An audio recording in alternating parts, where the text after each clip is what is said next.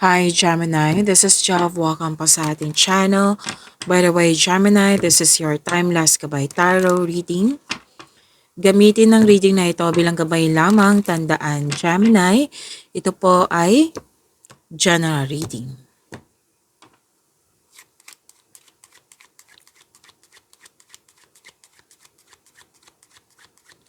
Mga parating po para kay Gemini.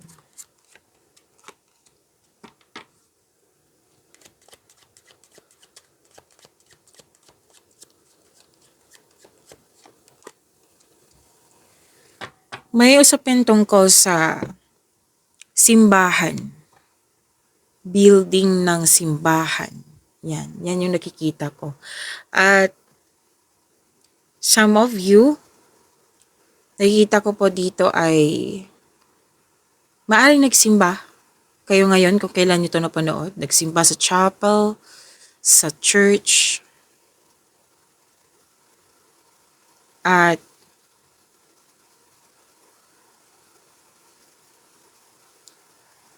pwedeng may kausap ka na priest, pare, pwedeng medical specialist. May nakita rin akong energy dito ng isang judge or lawyer kasi may usapin tungkol sa legal matters about sa batas. Magkakaroon po ng justice, hustisya. At may masusunod dito eh. Most likely, masunod yung desisyon mo, ideas, plano. So, may official matters. And, nakikita ko dito, Gemini, na sinuko mo lahat. Yung worries mo, yung concern mo. Oo. And, malakas ang faith mo malakas ang faith mo kay God. Like, sinuko mo lahat yung worries mo, yung concern, and malaking tiwala mo sa prayer, na there's a power of prayer. Yan.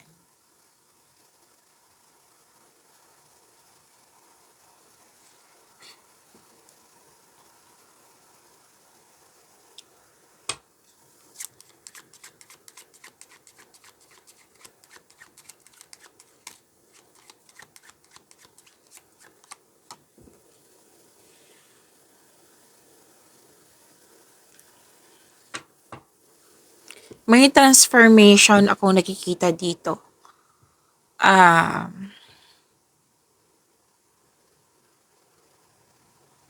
May nakita ako ditong na usapin tungkol sa nakaraan. Na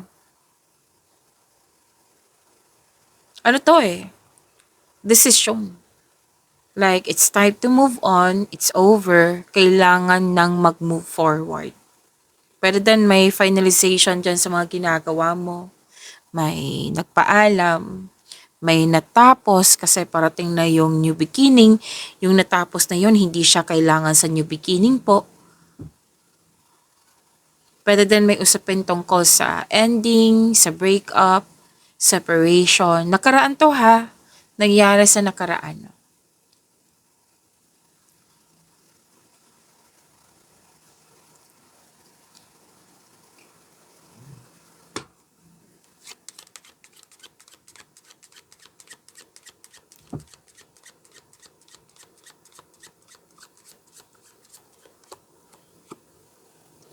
May malaking influence ang isang young unmarried woman.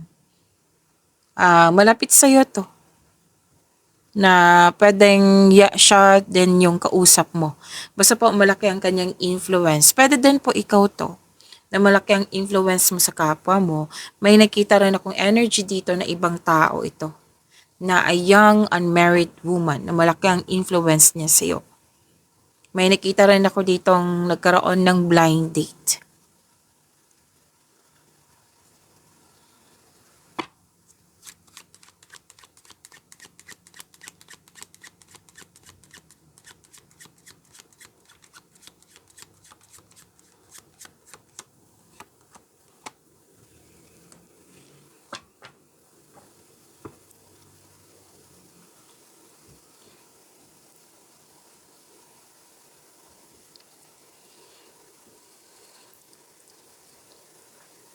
Puwedeng naging emotional kayo ngayon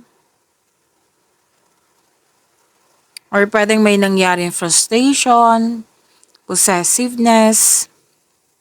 May nakita rin akong energy dito na may inggit, envy, jealousy sa ibang tao 'to.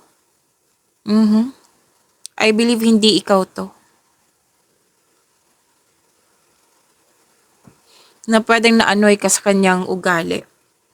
Puwedeng na-provoke ka nito, nasaktan ka at nagalit at nagkaroon ng argument na sana'y maiwasan. Kasi alam niyo naman yung may may away, that is blockages. Kasi may anger issues dito eh. Tapos ingatan din yung kaperahan, sabi ng yung court. Kasi may usapin dito tungkol sa loss of connection or loss of things or loss of money. Pero ang nakikita ko dito is loss of money. Pwedeng nawala, kinuha, na damage, nagasta or ninakaw. So ingat na lang kasi may sinabi din na may inggit, 'di ba? May taong may inggit.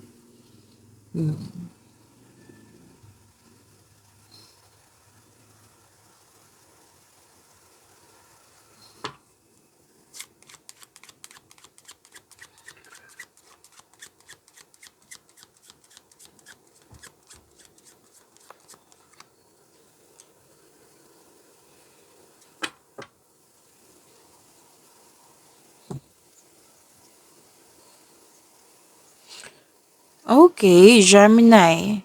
Lumabas pa rin yung may kausap kang attorney or pwede din isang tao na maraming alam. Excuse me, kailangan kong mag-burp. Marami siyang alam, marami siyang experience na sa buhay. Na pwedeng ito ay lalaki, more than 40 years old. Basta po marami siyang alam kasi nakikita ko dito na pwedeng nagbigay ito ng wisdom message sa iyo. Or pwede din na nag-ask ito ng forgiveness sa iyo. Or pwede din po, may nakita kasi kong energy dito na sinabihan ka, patawarin mo na. So may attorney pa rin ako nakikita dito ha, dalawa, or yung sinabi nga na marami siyang alam. Kung hindi man siya attorney. May nakita rin akong kontrata dito.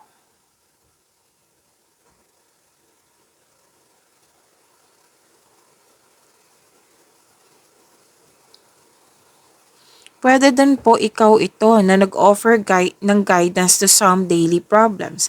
Okay. Sa mga bago dito, baka naguluhan kayo ha. Kasi sa mga nasukasubaybay dito, alam na to eh.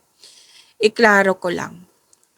May nakita kasi akong energy dito na, di ba sinabi kanina, lalaki na lalaki na may intensyon na tulungan ka. Isang 40 years old. Pwede din attorney to. Pwedeng ito yung nag-ask, na may energy din dito nag-ask ng forgiveness. O di kaya nagbigay ito ng wisdom message. Kasi nga may alam siya. May alam siya. I think you're gathering factual information. Yan, na nag-uusap kayo. May energy din dito na isang Gemini na nag-offer ng guidance to some daily problems.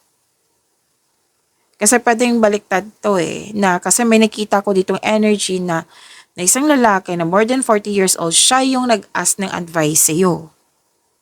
Okay? So, iklaro ko lang. Kasi, di ba, general reading po ito.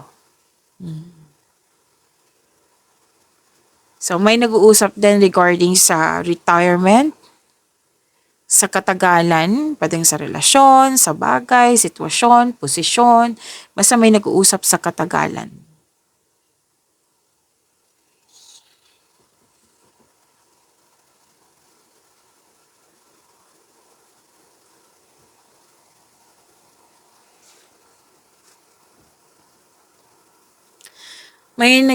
Okay. So, dalawang card po mismo nagsabi dito na may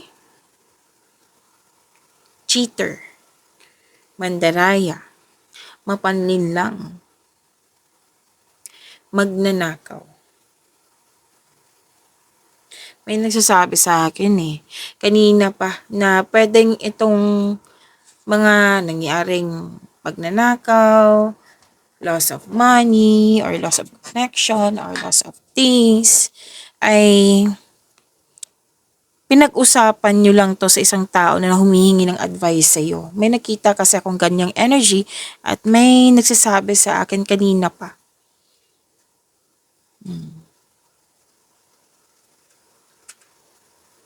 Okay.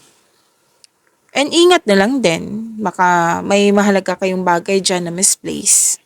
Kung hindi man 'to nangyari sa nakaraan or wala kang kausap na may problema sa misplacement, cheater, loss. Yan.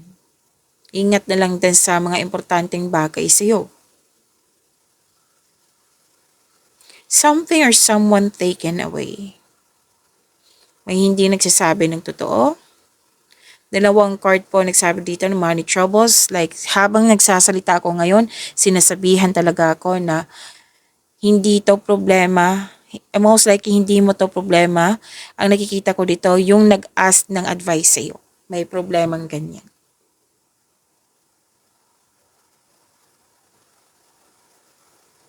Pero para sigurado, kung wala mang nangyaring pag-uusap sa isang tao or nangyari sa nakaraan, eh, kailangan nyo mag-ingat lalo na sa kaperahan nyo. Baka ma-misplace, baka may kumuha, yan. Kasi may nakita kong energy dito na magnanakaw, mandaraya, at na-misplace. Pwedeng wala ito, wala yung mga concern na yan, kundi wag kang mag-spend time, nag-advise ang card dito na wag kang mag-spend time sa taong energy vampire. Like, they are stealing your peace of mind.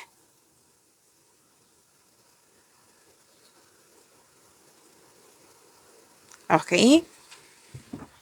So, sa mga hindi pa naintindihan, energy vampire, like, kahit hindi mo siya kausap, andyan lang siya. Nade-drain na yung energy mo. Like, nangihina ka, pag andyan siya, kahit hindi man direct sa'yo, may nagsalita siya or may ginagawa, nade-drain ka na. So, that is stealing your peace of mind. Lalo na sa ginugulo ka, ginugulo yung ideas mo, decision mo, nako. Iwas kayo sa kanya, sabi ng yung card.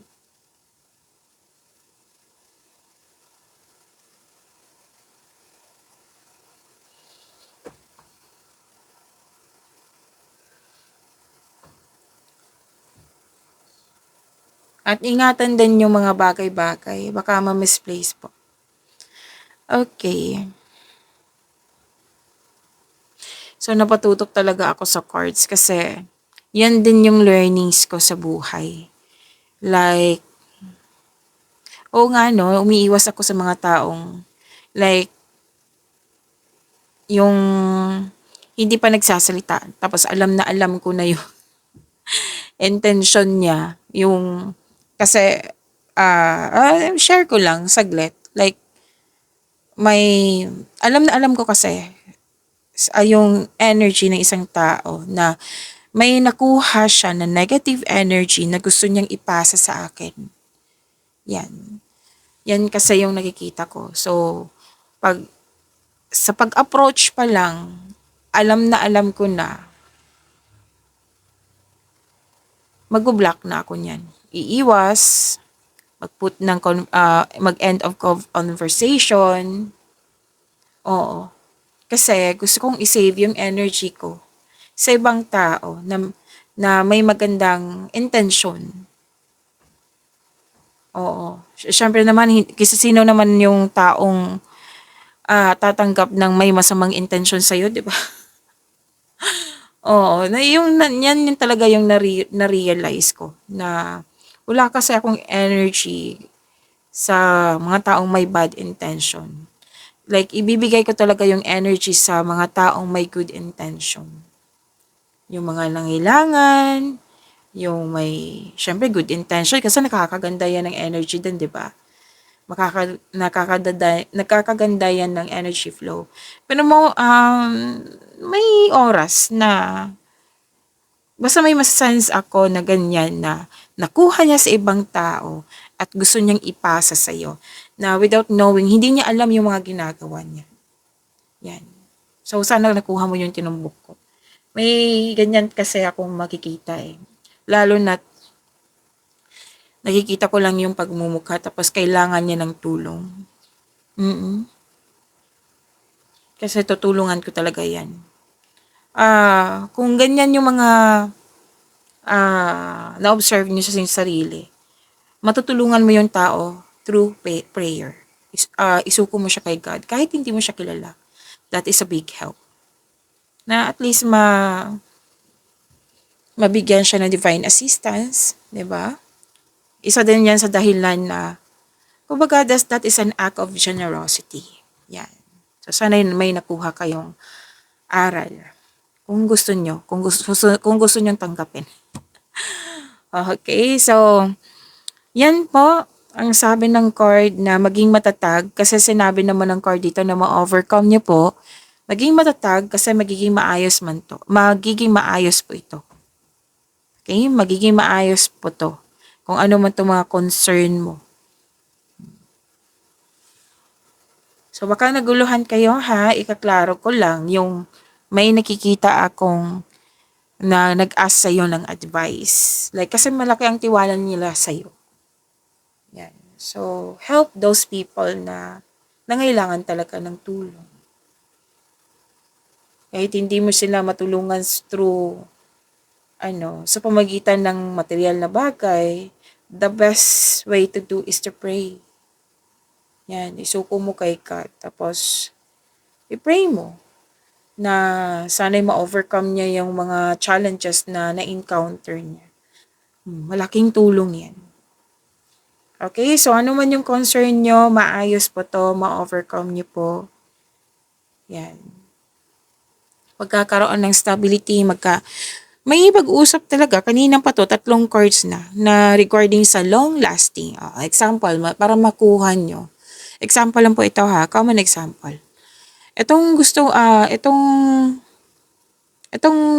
unit ang kunin mo kasi subok na, matagal na. Huwag yung mga automatic. Dito ka sa manual. Example lang po yan, common example. Okay? Basta isang bagay or isang situation na long lasting na nag-uusap kayo. Objective reach with effort and sacrifice. May pag-uusap sa hometown. Ang daming, ang daming mensahe, Gemini.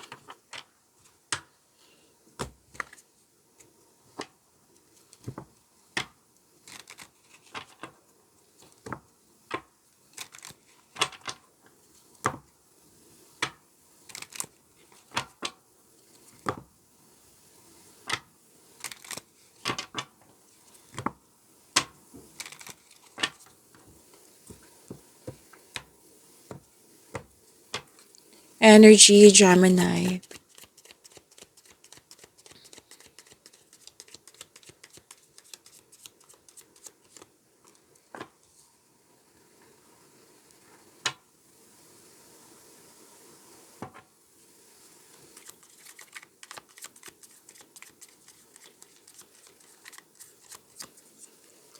Gemini, maraming salamat po sa mga hindi nag-skip ng ads. Subscribe na po kayo sa ating channel at click bell notification para updated po kayo sa reading natin.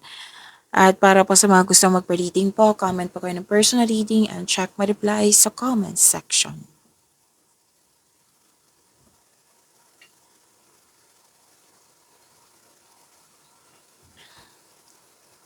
Energy, Gemini. Wow, mahigit pa to sa success ha. This is victory.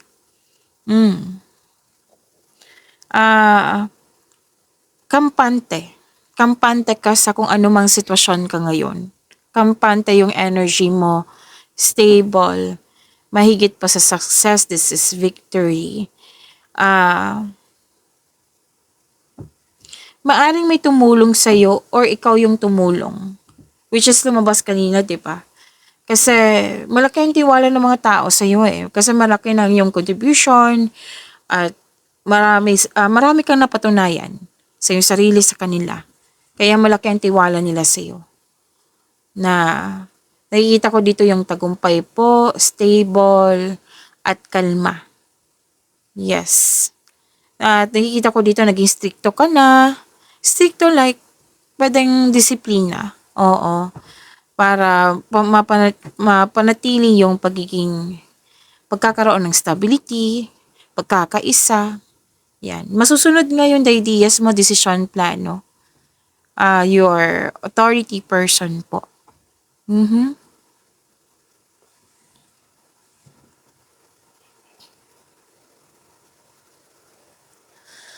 Lumabas din po siya dito na sa energy cards mo na may tao talaga na hindi totoo sa'yo, mapaninlang, sinungaling, tuso, mandaraya. So, ang advice ng card dito, hindi naman natin makokontrol yung mga ugali nila. Ang advice ng card po, na wag mong ibunyag lahat yung plano mo. Kasi nakita naman natin kanina, 'di ba, na lumabas dito sa tarot cards mo, na guguluhin yung plano mo. Decision, ideas. Pwedeng may ugali kang sinishare mo yung mga ideas mo, tapos ginugulo, hindi yan mag-work. Hindi yan mag-work, hindi mo kaya yan. Yan. So, maapektuhan ka. So, better, wag mong ibunyag lahat yung plano mo. Mag-ingat kayo sa taong mahilig magmanipula. Ginugulo ka kasi.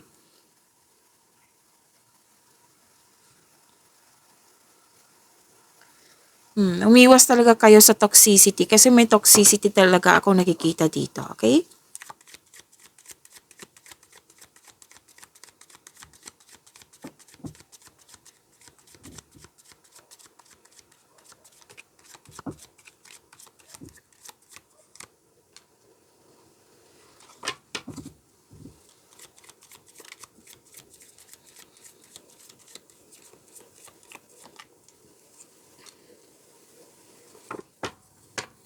Career and money.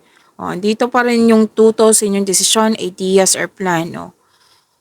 So, sabi ng card ulit, na different card po siya ha, sabi ng card ulit, na umiwas kayo sa toxicity, huwag niyong hayaan na mapanghinaan kayo ng loob or matrigger yung weakness mo nang dahil sa mga taong hindi mo control, sa mga taong hindi naniniwala sa'yo.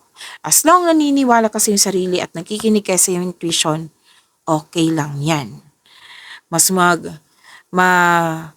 kumbaga, mag-focus ka sa makontrol mo in order to find peace. Let go mo na po ang hindi mo makontrol.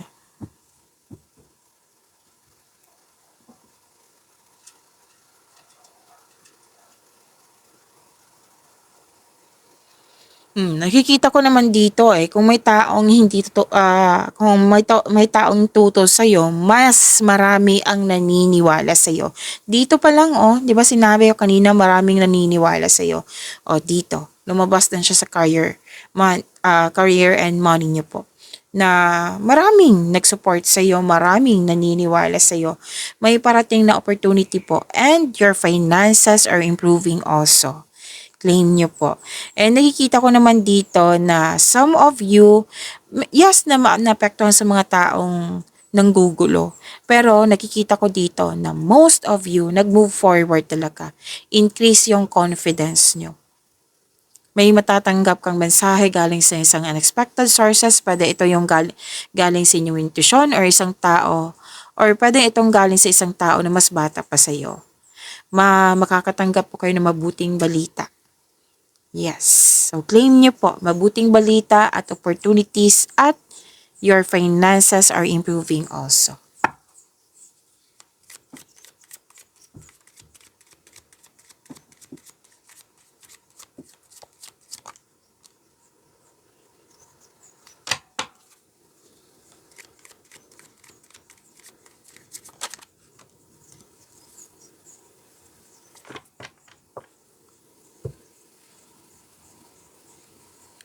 Gemini, huwag niyong kalimutan na mag-subscribe sa channel natin at i-click yung bell notification para updated po kayo sa reading natin. At huwag niyong kalimutan na panoorin niyo po yung second half of March 2026. Andito lang po sa channel natin.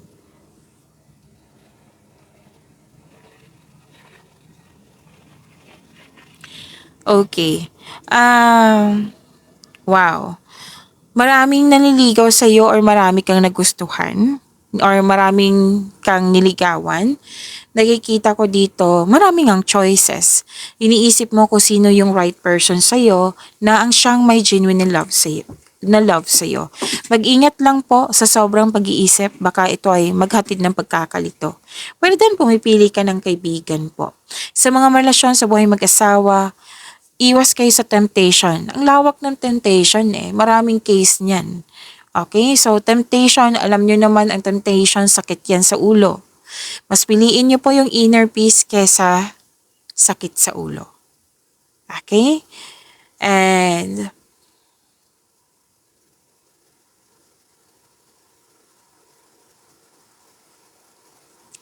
sabi din dito na magkakaroon po ng, lahat kayo, single ka man marelasyon sa buhay mag-asawa, magkakaroon po ng healing. Yes. Magkakaroon ng, the couple felt calm and harmonious sa inyong relasyon. At sa mga single, you are in a process on healing. You're destined to be with someone. Tapos may unexpected help din ako nakikita dito. You're healing from the past and feeling hopeful for the future.